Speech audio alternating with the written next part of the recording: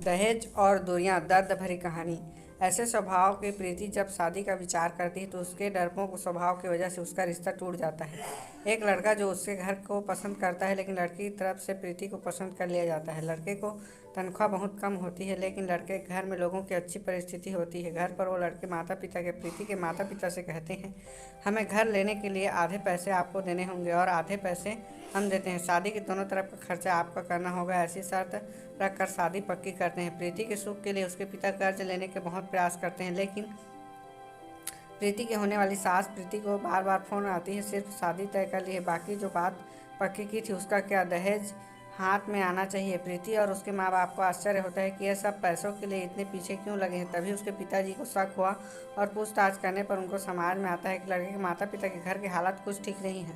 हम जैसा सोच रहे हैं वैसा कुछ भी नहीं है। लड़के वालों को तो बायोडाटा बनवाया वो भी झूठा है। लड़के को तनख्वाह ही नहीं, लड़के के पिता जैसे तैसे काम करके घर का खर्चा चलाते हैं। ये मालूम होने पर क्या करें ये उनको समझ नहीं आ रहा था, क्योंकि शादी तोड़ नहीं सकते थे, सगाई हो चुकी थी। अब शादी तोड़ी तो समाज में बदनामी होगी और फिर लड़की की शादी नहीं होगी। इस डर से उन्होंने शादी तोड़ने का विचार मन से निकाल दिया। उस सकारात्मक सोच के बाद लड़की को सुख रखेगा। जो हमने हाथ में पैसे फ्लैट के लिए लिए हैं वह लड़की को ही मिलेगा। यह सब बातों पर विचार किया और जैसे तैसे कर शादी हो गई।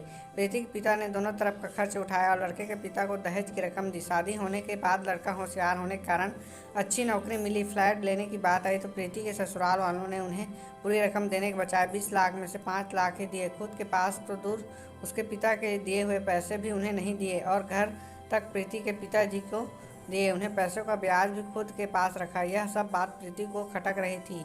उसने यह सब बातों का प्रश्न पूछना बहुत प्रयास किया, लेकिन उन्हें उत्तर नहीं मिला। प्रीति डरपोक थी, लेकिन अन्याय सहने वाली नहीं थी। उसने समय पर सवाल जवाब हिसाब मांगने की अपेक्षा न होने पर ससुराल वालों को जरा अंदर उनके मन में ही नहीं था। जैसे तैसे समय बीतता गया, ससुराल वालों ने संबंध तोड़ दिया। वह घर आते अच्छे बर्ताव करते, लेकिन मन में उसका कुछ काम नहीं करता था। वह जब गांव में रहती थी तब कुछ भी होता था तो पूछना जरूरी नहीं समझती थी, पर उसके ससुराल वालों को कोई फर्क नहीं पड़ता था।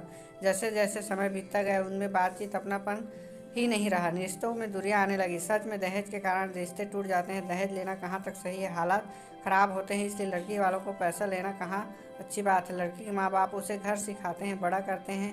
लड़की को घर जाकर जिंदगी भर मेहनत करनी पड़ती है। माँ बाप से उसका कोई अपेक्षा नहीं होती। ऐसे सभी